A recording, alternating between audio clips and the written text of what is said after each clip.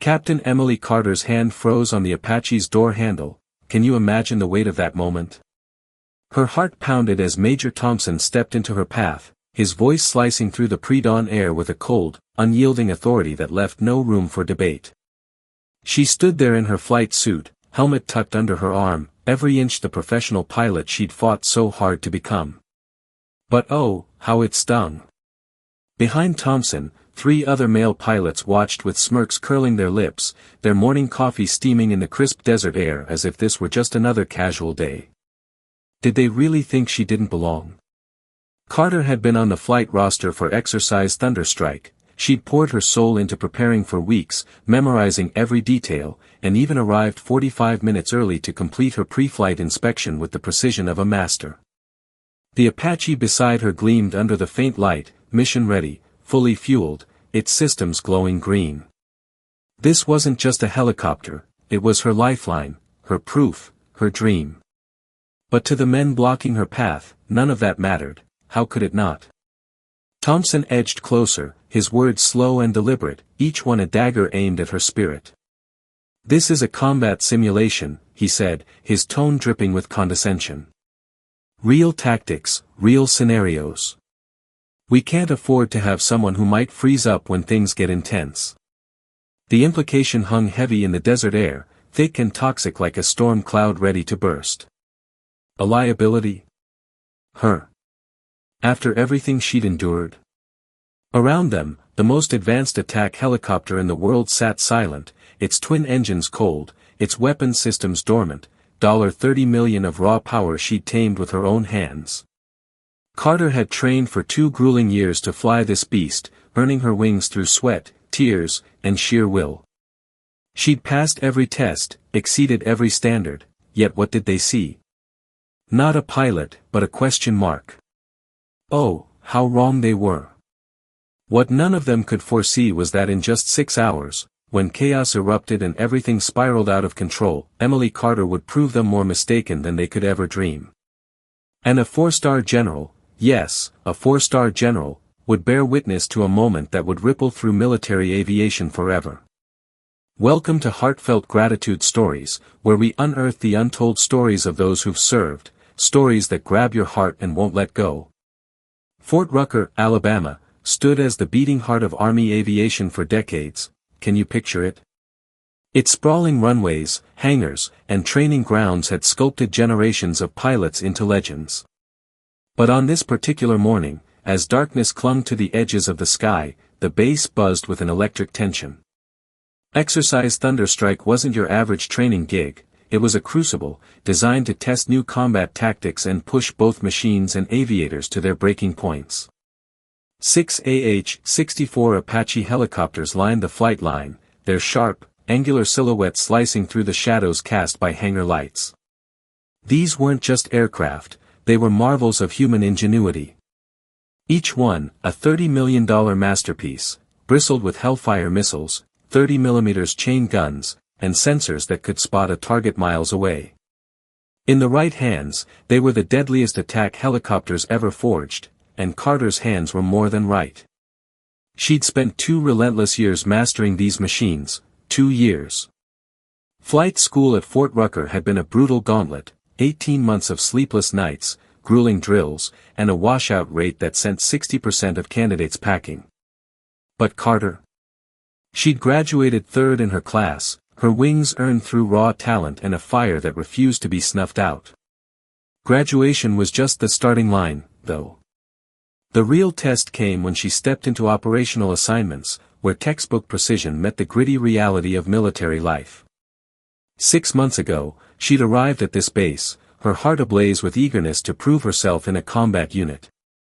But instead of open skies, she found herself grounded by battles she never signed up for, battles against doubt, against exclusion, against a culture that didn't want her there. The Apache pilots here were an elite brotherhood, combat veterans who danced with death in Iraq and Afghanistan. Skilled, confident, bound by war-forged ties, they were legends in their own right.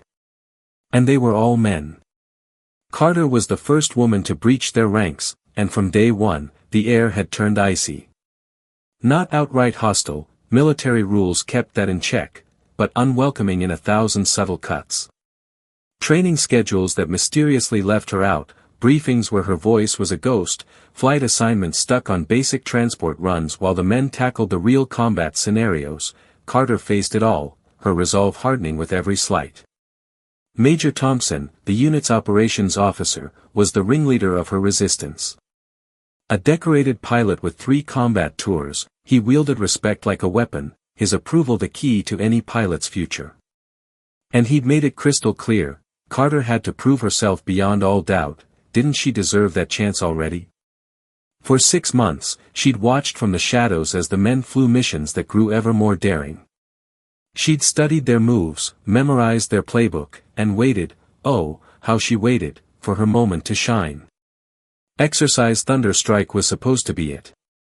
The mission demanded every pilot, including her, in a simulated rescue op deep in hostile territory, complex, chaotic, and thrilling. She'd prepped for weeks, her mind a steel trap of mission details, her hands itching to grip the controls. She'd rolled in 45 minutes early, her pre-flight checklist executed with surgical precision. But as the pilots gathered, reality hit like a punch, she was out again. Thompson's voice rang out, calm and final, her Apache had maintenance issues. She stared at her bird, the same one she'd cleared with no faults, its systems green, its logs clean. A lie. A blatant, cowardly lie to keep her earthbound. The other pilots swapped glances, some uneasy, some smug, but none spoke up. Carter stood alone on the tarmac as the 6 Apaches roared to life, their engines a deafening chorus. One by one, they lifted off, rotor wash kicking up dust storms as they vanished into the dawn. She watched them go, frustration and determination churning inside her. How much more could she take? Behind her, the hangar crews shuffled on, pretending she wasn't there. But fate had other plans, oh, did it ever? 3 hours into Thunderstrike, the world flipped upside down. Equipment failed, comms shattered, and lives teetered on the edge. And the only pilot ready to save the day? The one they'd refused to let fly. At 0847, panic crackled over the base radio, Thompson's voice, tight and urgent, reporting aircraft down. Carter, holed up in the hangar with tech manuals, felt her pulse spike as the truth spilled out, real injuries, not fake ones. The exercise had gone live, a full-blown crisis. The hangar froze, mechanics gaping as reports poured in. 2 Apaches were down, one limping in rough terrain, its crew banged up, the other smashed into a ravine, pilots trapped. Ground teams were a mess, some nursing wounds, others cluelessly pressing on. Comms were a tangle of static and shouting, pure chaos. The base commander barked orders, all aircraft to emergency stations, now. But the Thunderstrike birds were gone, crashed or stranded. Other choppers? In maintenance or miles away. Medevac? 90 minutes out. Except, there was one, her Apache, sitting pretty in the hangar, sidelined by a lie. She strode to it, eyes scanning every inch. Logs clean, systems green, perfect. A mechanic sidled up, voice low. She's good to go. 5 minutes, and she's yours. Over the radio, desperation peaked, more injuries, more chaos. Carter's mind raced, could she do this? She gave the nod, full fuel, full weapons, now. As the mechanic scrambled, she grabbed her gear, hands steady despite the storm inside. The Apache's engines roared to life, music to her soul. She slid into the cockpit, checks flying by in a blur, everything had to be flawless. She radioed for clearance, heart in her throat. Silence, then the commander's voice, all birds accounted for, who's this? She ID'd herself, begging to join the rescue. Another pause, then a hard no, not authorized. Return to hangar. Carter stared at the empty flight line, the radio screaming with pleas for help. Pilots dying, ground teams lost, could she just sit there? No way. My bird, my call, she shot back, yanking the controls. The Apache surged skyward, a beast unleashed. Behind her, the base exploded in uproar. Ahead, 60 miles of desert and a mission only she could pull off. The training area was a nightmare, forests, cliffs, valleys, and chaos everywhere. She patched into the comms, piecing together the carnage. 8 missions, 1 pilot, no time to waste. Thompson's voice barked at her to stand down. She shut him out. You need me, deal with it. What followed was pure magic. She swooped into a ravine, hovering inches from disaster to pluck out trapped pilots, nerve of steel. She danced across cliffs, dodging simulated fire, saving lives with every pass. 8 runs, 12 souls pulled from the brink. Her final act. Rescuing Thompson's crew under enemy fire, precision, guts, glory. And then she saw it, a convoy rolling in, a 4-star general stepping out, General Patricia Hayes, eyes wide at Carter's brilliance. Best flying I've seen in 30 years, she declared, recommending Carter for the 160th SOAR. The doubters? Silent. The sky? Hers. Carter's legend was born that day, proof that courage and skill bow to no one. She'd shattered ceilings not with words, but with wings. How's that for a story? Picture this, Carter wasn't out to prove a point anymore, no way. Her heart raced as she zeroed in on one thing: her fellow pilots were in deep trouble, and the sacred oath she'd sworn to serve and protect pulsed through her veins. Consequences? Ha! They could take a back seat. As her Apache thundered into the Alabama sky, its engines roaring with purpose, she launched into the flight of her life. Can you imagine it? This wasn't just any mission, it was destined to become one of the most mind-blowing rescue operations in military aviation history. Now, let's talk about the Thunderstrike training area, 60 square miles of pure, untamed Alabama wilderness.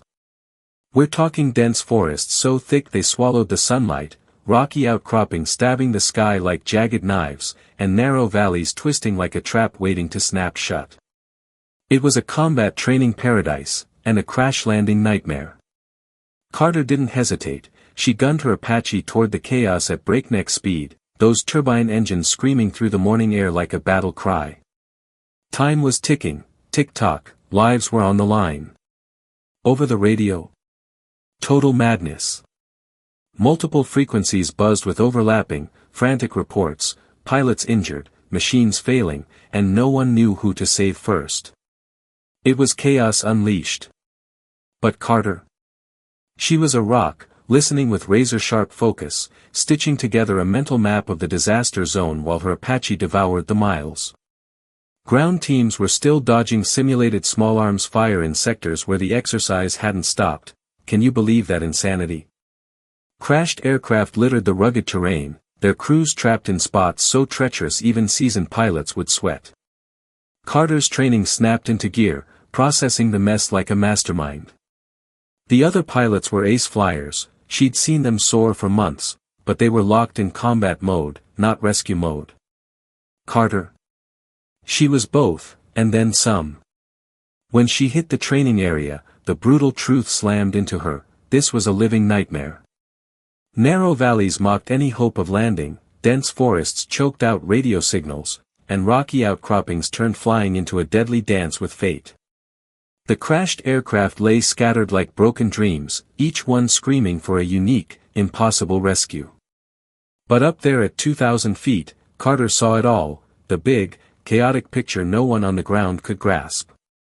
She didn't flinch, she seized control, her voice slicing through the radio static. This is Rescue Coordinator, give me grid positions and casualty reports, highest priority first. She was the calm in the storm. How did she do it? Then, boom, Thompson's voice cut in, dripping with fury and disbelief. Carter, get back to base now. But she wasn't backing down, not a chance. I'm mission ready, and you need me. Pride can wait, she fired back. Oh, the guts. What unfolded over the next 3 hours? Pure legend, stuff aviators would whisper about for decades. 8 separate rescue missions, each one more insane than the last, pushing helicopter ops to the edge of possibility. Can you feel the adrenaline? Her first target, Thunderstrike 4, smashed like a tin can in a narrow ravine, its crew trapped inside. Ground forces were there but helpless, no heavy gear, no way out. The terrain was a cruel joke, landing. Forget it. Hovering. Suicide. But Carter spotted a glimmer of hope. With nerves of steel, she plunged her Apache into that ravine, rotor tips kissing the rock walls by mere inches. The chopper bucked and groaned in the wild air, fighting to stay aloft in a space that wanted to crush it. Her hands flew across the controls, tweaking every second to keep it steady. Talk about defying the odds. The ground team stared, jaws dropped, as she held that impossible hover while they hooked the injured pilots to the rescue line. Rotor clearance. Less than 6 inches on either side. One slip, and it's game over. Boom. But Carter. She nailed it for 60 heart-stopping seconds, then yanked the power, lifting her Apache and those precious lives out of the jaws of death. The climb was brutal, the machine straining, rotor tips flirting with disaster, then, whoosh. Open sky. 2 souls saved from a no-way-out trap, what a feat. And that was just the warm-up. For hours, she was unstoppable, pulling casualties off cliff faces, blasting cover fire for ground teams, orchestrating rescues across the whole training area like a fearless maestro. Each mission demanded everything: precision flying that'd make your palms sweat, tactical brilliance, and decisions so fast her instructors would have choked on their doubts. She was proving them wrong, oh, so wrong, one epic save at a time. Her 7th mission. The wildest yet. Thompson himself radioed in, desperate, for critical casualties pinned in a clearing, surrounded by enemy forces pumping training rounds. His Apache sat nearby, banged up but flyable, while the wounded lay exposed to relentless fire. Exercise rules tangled everything. Some zones still live, others medical chaos, and it was killing response time. Carter didn't blink. "I'm taking command, clearing the area and extracting them," she roared. What came next? A masterclass in precision flying. She screamed into the clearing, chain gun blazing, surgically silencing the threats without touching the casualties. Pure genius. Then, without even landing, she hovered right over the wounded, her crew chief dropping lines as rotor wash whipped up a dust storm for cover. For lives snatched from danger in under 3 minutes, no extra harm done. Incredible. As she pulled away with the rescued, something caught her eye, a convoy rolling in, flags flapping, VIP vibes screaming. A black sedan with 4 stars gleamed. General Patricia Hayes, Army Aviation's top dog, was here to see the mess herself. She'd been glued to the radio at HQ, jaw-dropping at one pilot's unreal feats. As Carter's Apache hit the medical station with its 4th load, Hayes' voice crackled through, "Captain Carter, this is General Hayes. I've been watching, impressive work." "Cool as ice," Carter replied, "just doing my job, ma'am." But Hayes wasn't done. "I've flown choppers for 30 years, and I've never seen this. Land, I need to talk." When Carter touched down, engines winding down after 3 relentless hours, she climbed out, flight suit soaked, pure grit shining. There stood Hayes, staff in tow, and behind them Thompson and the Thunderstrike crew, those guys who doubted her, sidelined her, grounded her that very morning. Now they stared with respect, finally. Hayes locked eyes with her, sizing up a legend. Then, the bombshell: "In 30 years, I've never seen better flying."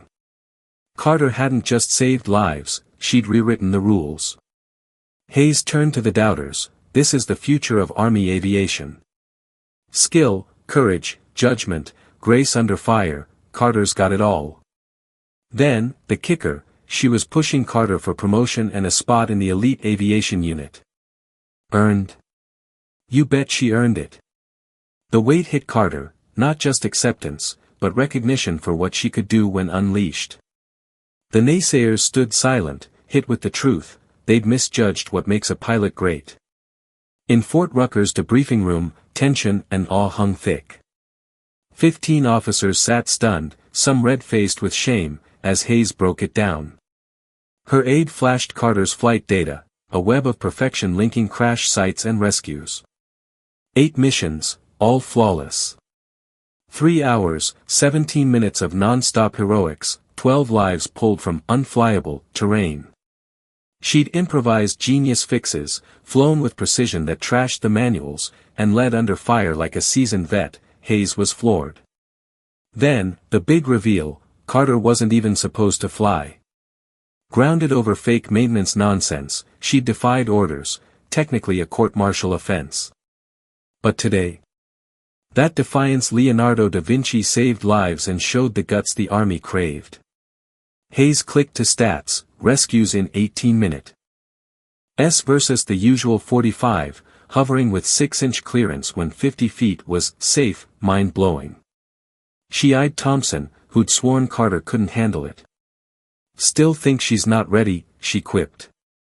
Red-faced, he owned it, I was dead wrong. I'm sorry, I misjudged her. The room nodded, she'd outflown them all, hands down. Hayes grinned, rare, and asked, you knew you'd face heat for this. Why? Carter's answer. Gold, I fly to serve. When I heard those calls, pilots down, lives fading, I couldn't sit there. The Apache was ready, I was ready, nothing else mattered. That's a pilot's soul right there. Hayes sealed it. Carter was up for the Distinguished Flying Cross and the Night Stalkers, the elite of the elite. As she walked out, head high, she wasn't just a pilot anymore, she was a living legend. The Apache was ready, she was ready, and people needed saving. How could she not leap into action? Everything else faded into a distant hum, drowned out by the urgency of lives hanging in the balance. That response, General Hayes declared to the room, was the heartbeat of a true aviator. Sure, technical skill mattered, but what was it worth without the raw courage to wield it when the stakes were sky-high? And Carter? She had that courage blazing through her veins. Then, bam, came the announcement that flipped her world upside down. Can you picture the stunned silence that gripped the room? Hayes was putting Carter up for the Distinguished Flying Cross for her heroics that day. Talk about a jaw-dropper. But hold on, there was more. She was offering her a spot with the 160th Special Operations Aviation Regiment, the Night Stalkers, the crème de la crème of helicopter units in the military. That offer hit like a thunderclap, reverberating through every soul present. The 160th SOAR wasn't just any unit, it was the stuff of legends. They flew the most perilous missions, honed the sharpest pilots, and stood as the ultimate peak of military aviation. Every helicopter jockey dreamed of that call. Carter had clinched it in one electrifying day. She accepted with a quiet grace, her voice steady as a rock despite the earth-shaking moment unfolding before her. Can you even fathom the pride swelling inside her? General Hayes gave a firm nod, then turned to the room with words that cut like a blade. What went down that day was a wake-up call for every single one of them. Did they get that? Talent didn't always strut in wearing the uniform they pictured. Excellence didn't care about gender, background, or how you looked in the mirror. What counted was skill, razor-sharp judgment, and the guts to step up when the clock was ticking. She locked eyes with each male pilot, one by one, her stare a silent challenge. Carter had poured 6 months into proving herself to them, 6 long months, and they'd spent that time looking the other way. That day, she'd shown the entire army what she was made of. Hayes didn't mince words, they'd better learn from it. As the briefing wrapped, the pilots shuffled out in hushed clusters, their usual bravado muted, their heads spinning from the day's revelations. That day didn't just rewrite Carter's career, it smashed their cozy little assumptions about what makes a top-tier pilot. Thompson, one of her doubters, sidled up as she packed her gear, his tone softer now, almost sheepish. He needed to apologize again, not just for that day, but for the whole 6 months she'd been in their blind spot. She deserved better from him, he admitted, and he knew it deep down. Carter took his hand, her handshake steady and forgiving, pure class. For what it's worth, Thompson added, I learned something today. The best pilot wasn't always the grizzled vet or the guy barking orders. Sometimes, get this, it was the one who'd been grinding away in the shadows, gearing up for the moment that mattered most. How's that for a humbling truth? Stepping out of that briefing room, Carter felt a rush she'd never known in her military life, not just acceptance, but a blazing recognition of who she was and what she could do. The Apache they'd kept from her that morning? It was being fueled up for her last spin at Fort Rucker. How's that for poetic justice? Tomorrow, she'd report to the 160th SOAR, where her skills wouldn't just be tolerated, they'd be celebrated. But here's the real kicker, she'd proven something to herself. When push came to shove, when lives teetered on the edge, she was ready. Oh, was she ready? All those months of quiet prep, poring over manuals while others logged flight hours, all that grit to rise above the roadblocks, it had all exploded into this one glorious day. She wasn't just a female pilot or someone begging for a chance, she was one of the best aviators in the U.S. Army, period. And now, everyone knew it. Can you taste the sweetness of that win? Fast forward 6 months, and there's Emily Carter, standing tall on the flight line at Fort Campbell, Kentucky, the Night Stalker's stomping ground. Around her, the world's slickest helicopters geared up for night ops, MH-60 Black Hawks, MH-47 Chinooks, and those nimble AH-6 Little Birds, all cloaked in that flat black that screamed, elite. But her eyes?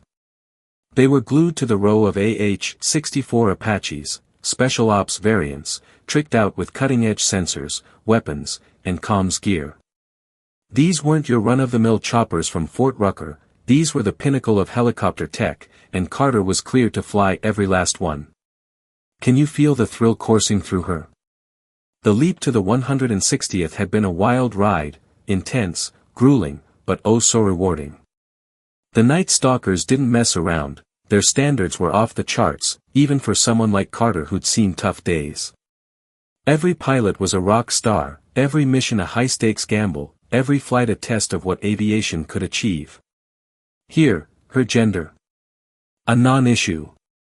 Performance was king, and Carter was delivering in spades, absolutely crushing it. She'd tackled the toughest training in military aviation, earning respect the old-fashioned way, through sheer skill, no begging required. Her co-pilot for that night's mission strolled up, briefing folder in hand. Personnel recovery in hostile territory, he said, cool as ever. High-value asset needs extraction. Enemy forces all over. Weather's dicey. Just another Tuesday night for the Night Stalkers, business as usual. Carter flashed a grin, diving into the mission specs. Tricky terrain, precision flying, lives on the line, this was her wheelhouse, the kind of gig she'd trained for since day one. As they headed for their Apache, she couldn't help but marvel at how far she'd come since that chaotic morning at Fort Rucker. The guys who'd once smirked at her chops. Now they were picking her brain for tips. Her rescue moves from that day had been woven into official training. How cool is that? The fancy flying they'd called showing off was now the gold standard for chopper ops. Best of all, she wasn't scrapping for respect anymore, she was living her dream, piloting the world's slickest birds on missions that actually meant something. Her co-pilot tossed out a question as she kicked off the pre-flight checks. Were you scared that day at Fort Rucker, taking off without clearance? Carter paused, hands steady on the controls.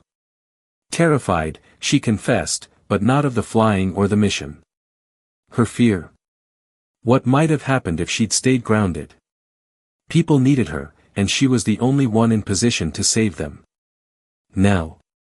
She was right where she was meant to be. How's that for destiny? As they wrapped the pre-flight, Carter's thoughts drifted to the young women who'd follow her trail. The walls she'd smashed wouldn't need smashing again, hallelujah. The old biases were crumbling, swapped out for a system that judged you on merit, not myths. The military was shifting, slowly, sure, but it was happening. Change like that needs a spark, though, moments when the old rules get exposed as flimsy, and new paths light up. Carter's heroics at Fort Rucker.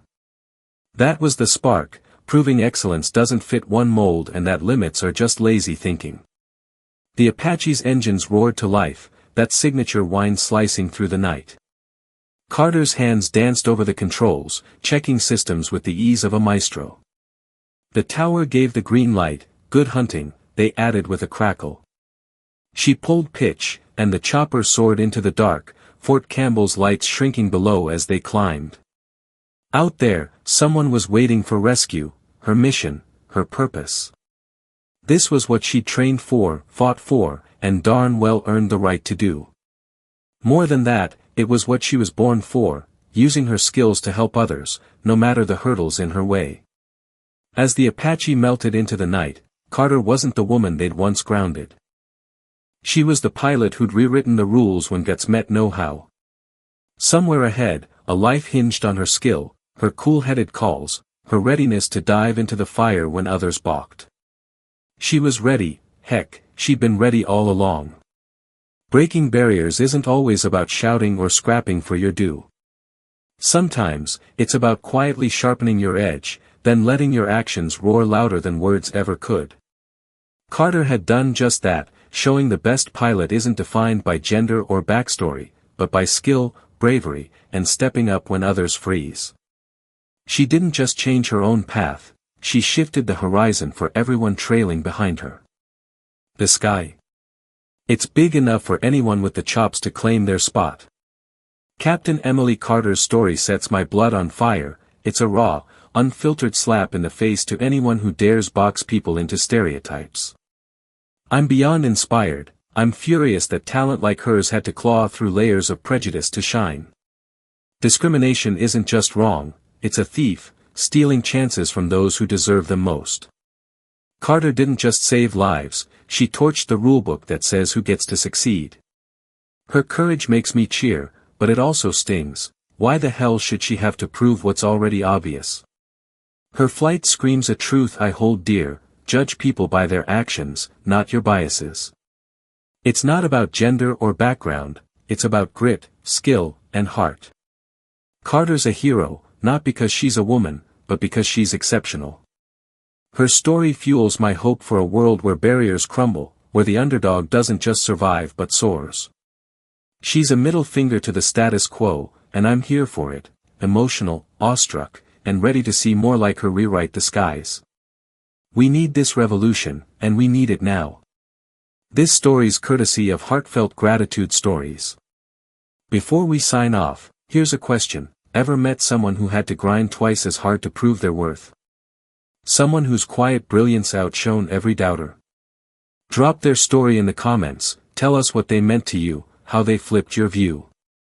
And if you reckon tales like this deserve a megaphone, hit subscribe to back our channel. We're all about spotlighting folks who bust barriers with pure excellence, not noise. Thanks for rolling with us, catch you in the next one.